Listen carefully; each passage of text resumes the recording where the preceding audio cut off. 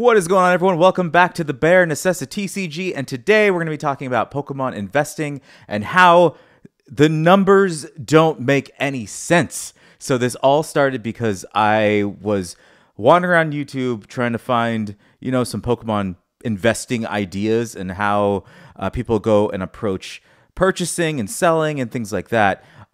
Because I actually don't consider Pokemon buying and selling as an investment. I think of it as a business, and it made me end up on some of people's channels. I made some comments. We went a little back and forth, and then I decided to kind of look into it because the claim really is that selling Pokemon beats out traditional investments as far as the stock market. And I wasn't sure if that was actually the truth. These are, again, YouTubers just saying, you'll make a lot of money and I make a lot of money, but the numbers don't lie.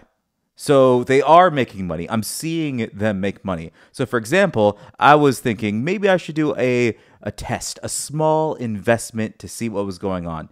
And that brought me to looking at a Fusion Strike ETB. So let's pull that up real quick. So here we have a Pokemon Center ETB for Fusion Strike. Now, normally I'd be like, oh, if I sell something, I have to buy something. It's going to be very hard to find. I'm going to have to, go to Target and Walmart, and maybe they'll be sold out. Maybe they're out of print, all that stuff. But here we are. We have one that's in stock. And you can buy up to 4 of them. So at $50, I'm like, okay, how many years would I have to wait around before I make more than the actual stock market? And it surprised me. So I could buy 4 of these right now, about $200, directly from the Pokemon Center. So, of course, we're going to know, what can you sell it for? That's the real thing we're looking at. So if we look at eBay, for example, these are all the sold listings that we have. So we have someone selling it for $60, $68. Now we have to factor in shipping and fees and everything like that. But people are buying this recently. So I don't understand. People are buying these recently at a higher cost than just going to the Pokemon Center and buying them. And as we go down, got one for 70, another 70, 80 right there. Yeah, free shipping, but still $80. It doesn't cost a tremendous amount to ship these. You can be a little cheaper when it comes to the actual packaging because it does come in a box. But all of these prices, except this $44 one, is more money than just going and buying it from the source. And as we're looking at dates and things, you can kind of see that people have stopped buying them as frequently, because I'm assuming people caught on that you can just buy them from the Pokemon Center. So it's like maybe it has that ebb and flow and everything, but these are still being printed. So why are people buying them at over $50 instead of just waiting? It blows my mind. But it gets even better. If we go to TCGPlayer, we have the same box, the Pokemon Center Elite Trainer box, and these are selling for $71.89. Surely no one's buying these. Why would you buy that when you can buy them for $50? Even if you can buy more on TCGPlayer, because there is a four box limit on the Pokemon Center, but of course you can get that by having your grandma order it, your friend order it, and you can bypass that very easily. So are these selling? Well, I mean, let's just take a look. So we're going to scroll down. View sales history. So we have people buying these. $65, $59, $70, $80. And it's just blows my mind how we have Pokemon cards available. This isn't just this specific ETB. This is anything. Before I started buying and ripping open packs and making this channel, I thought Pokemon cards were impossible to find. I thought they weren't being printed enough. I thought everyone was buying them out. And then I went and I was like, you know what? I'm going to get some cards. It blows my mind how easy it is, if you live in a major city and everything, to get cards. The only place I have trouble finding cards is Walmart and Target because someone's out there stealing from all of those places. That's really what's happening, because I go in and I find boxes open, just packs just ripped and hiding under, other toys and everything, and the rares are just missing. People are stealing, because if I go to places where the Pokemon cards are kept behind a cage or a glass, or they only display empty boxes, there's tons of them. Just tons of these cards. I go to local game stores. Some of them are ridiculous, and they mark up the price to be like $80, $90 for just a regular ETB, not even a Pokemon Center one. But then you go to an honest one.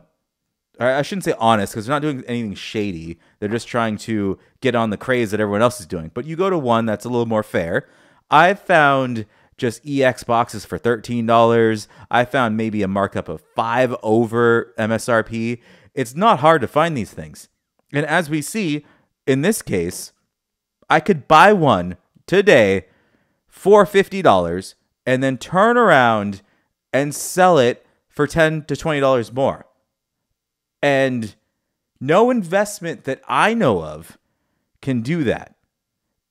To have this built-in equity before you even buy it.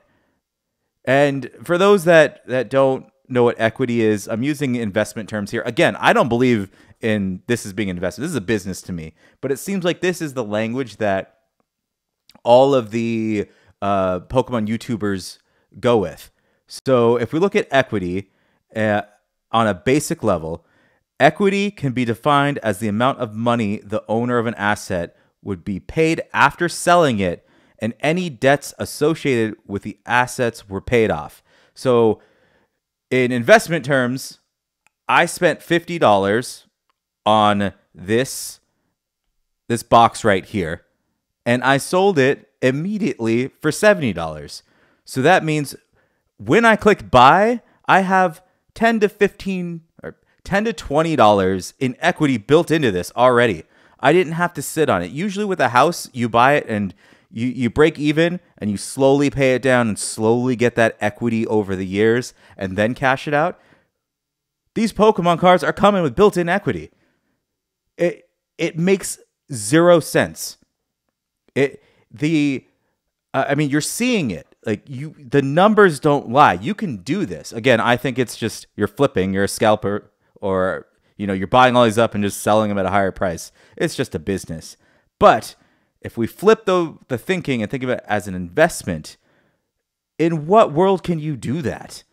And the issue I'm having is we're allowing this to happen because we're buying it. Someone out there decided, you know what? I'm not going to spend time looking at the Pokemon Center and paying $50 for it. Maybe it's sold out and they're just never going to check again. They're going to spend $70. But why? They're still printing these. That would make sense only if they stop printing them or they're about to stop printing them. But why are we doing this? And I just don't know why. And I wish I remembered the YouTuber off the top of my head. I'm going to add this in when I edit it on who I'm referring to, because we didn't go back and forth for like days or hours. We went back and forth, maybe like 2-3 messages, and we're agreeing but disagreeing on the terminology. But in the end, like he said, the numbers don't lie. You could buy this today, buy 4 of them for $200, and then sell all of them for about, I don't know, maybe $70 each, and you're walking away with profit. It's not a lot of profit, and that's why I think it's more of a business or maybe a day trader type kind of mentality. But in the end, you are guaranteed to, yes, beat the stock market if you were to do this. And as a test, I'm going to do that. I'm going to buy 4 of these and then immediately put 2 of them on TCG Trader to see if I can sell them for 70. And the other 2, I'm going to hold on to because I believe that there's not enough data on Pokemon cards to show that this could be a very long-term investment in the sense of putting all your eggs in one basket. I'm not saying one product, but just one Pokemon basket. And then 20 or 30 years from now, selling it all to go live your life in the Bahamas somewhere and never have to work again. I think there's data that shows that for the traditional stock market investing. There's data to show that for home and house rental investment, realty. But I don't think Pokemon's there yet because it's only been around. We have data from maybe 25 years, something like that. And I haven't found the video where someone's like, I'm retired on Pokemon cards. It hasn't happened yet. And until that happens, I still don't believe it's an investment. I believe this is an amazing business opportunity where you can buy and just flip these. Basically, be the scalper.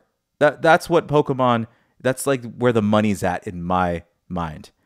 But that's all I have for you. These are just rantings of someone who just started getting into the Pokemon game. I mean, I've loved TCGs all my life. I've never tried to make money off of them until recently. Trying to make money so I can fund the collection so I can keep ripping and opening packs. I just started my TCG player, so I'll have that link in the description if you want to help me get to Seller 4 so that I could, send all my bulk in. It's a lot easier to sell bulk when you're Seller 4 on that platform.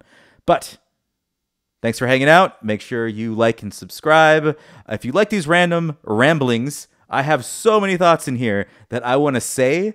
I just don't know if anyone wants to listen. So show your support, and I will see everyone next time.